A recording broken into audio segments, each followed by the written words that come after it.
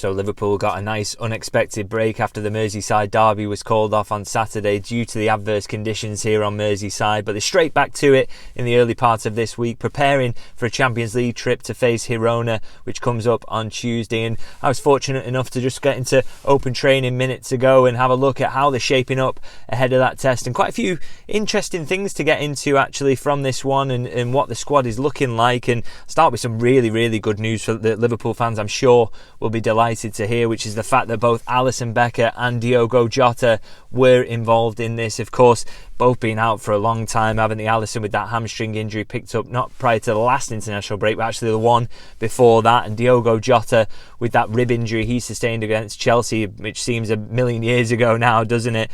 And I was going to say that they've both been big misses, but they haven't really, have they, in terms of the results, because Liverpool has still been absolutely flying. But the fact is, you want as many quality players available to you as often as they can be, and these are definitely two quality players, aren't they? I mean, Alisson Becker without a doubt is Liverpool's starting goalkeeper, and I think you can make a strong case that Diogo JOTA would have been the favoured starting number 9 over this run of games recently as well. So I think it's really good news that both of them are back. And in terms of what we can expect from them now, I think Alisson, my expectation and my understanding is that he will be starting this game for Liverpool coming up.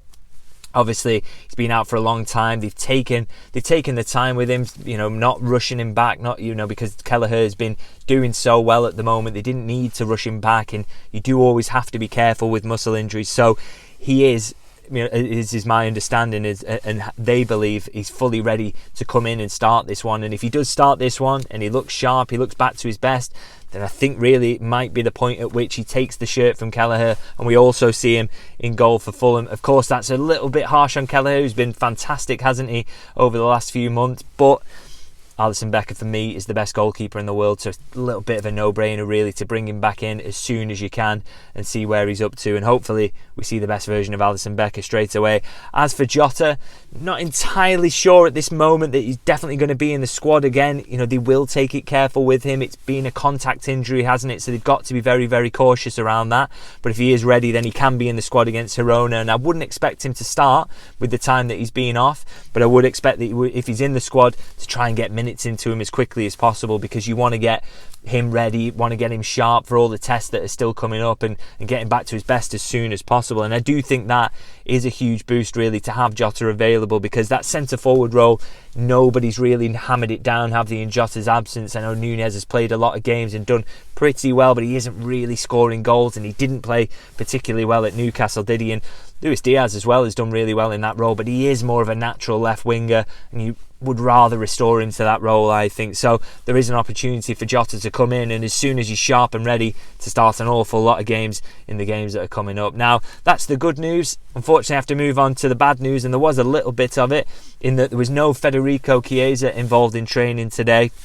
Now, he had been getting closer and closer, hadn't he? He'd been through that kind of mini individual pre-season to get him ready for this run of games, and he actually recently scored for the under-21s while the first team were playing at Newcastle, so it looked like he was getting ready to maybe be involved in this squad this week, but unfortunately not part of training that we saw today. And the reason for that is my understanding that he's actually just illness is setting back. So I suppose you can take either side of that. I mean, how poor is his luck that he's suddenly got fit and now he's ill?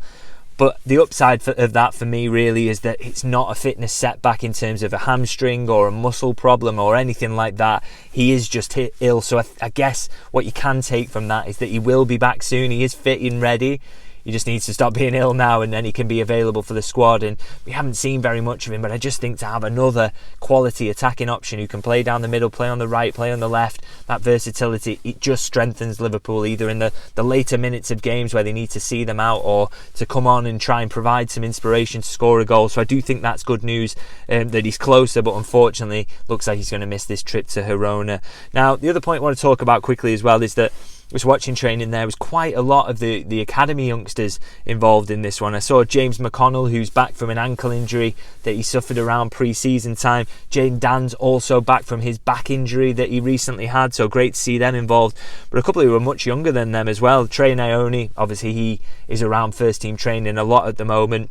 But also Rio Ungamar, I believe it's pronounced, the young lad who was signed from Chelsea over the summer. I mean, he's only 16 now and he's still already involved in first team training. That's pretty amazing really for his age, and they obviously rate him very, very highly, and they got him in from Chelsea for a reason. But to see him in that first team environment feels pretty surprising with his age, so rated very, very highly. And also James Norris was there, the academy left back. I suspect that's more to do with the fact that Kostas Tsimikas isn't around and they do need some cover in the left back area. But just great to see the kids involved really, and the fact that that was such a big part of what Jurgen Klopp did at Liverpool, wasn't it? It was real reliance on the youngsters and trust and faith that he put in them.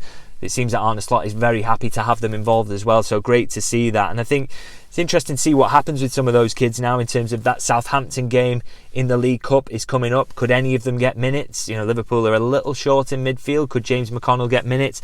Up front, would love to see Jayden Danns involved. I think he's got a real lot about him. Would love to see him play some part in that game and get some experience there. But also with those two, I think McConnell and Danns in particular, there's real opportunities then for them after that Southampton game is out of the way.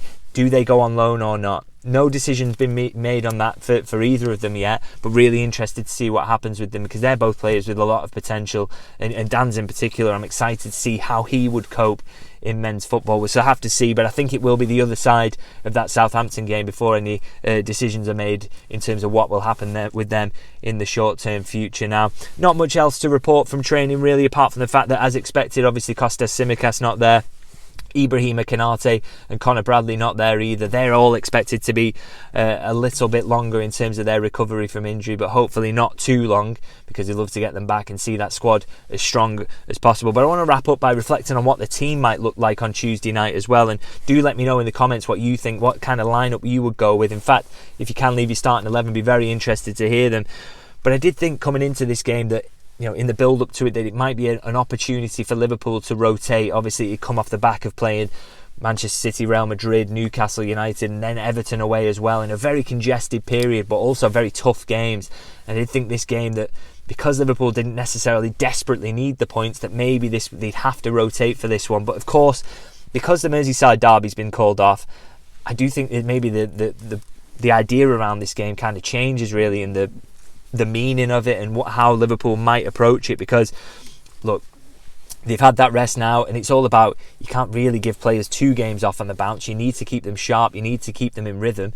So I think Slot can go really strong for this one, and there are benefits as well to going strong for this one, which is that, look, we expected before the season started, the nerds crunched the numbers, and the expectation was that 16 points would get you through in the top 8 in the Champions League, or a 98% likelihood that would happen. Now, obviously Liverpool are on 15 at the moment. If they win this, they go to 18. If they draw, they get to 16. So they're pretty much through to that top 8. And so, going strong has its benefits, as I say, keeps the players sharp, but also just guarantees that Liverpool get through in the Champions League in that top 8. And that would be with 6 fixtures played, meaning that they've basically compressed an 8-game group stage to 6 games, and those last 2 games are dead rubbers, which they could fully rotate for and really take the pressure off some of those midweeks that are coming up. And I think that would be an absolutely huge bonus. So for me, I would love to see Arne Slot go with the strongest team possible in this game, get the job done, get at least a point, and then Liverpool can put their feet up when those next 2 Champions League games come around. And what a bonus that would be for them if they could do that. Now, as I say, do let me know in the comments what you would do with the team, what you would select. Always interested to hear that. If you can like and subscribe, massively appreciated. Of course, I'll be back for my post-match reflections on the Girona game, and very much looking forward to it after that little break from Liverpool that was enforced by the terrible weather here. So very much looking forward to that, and I'll see you guys very soon.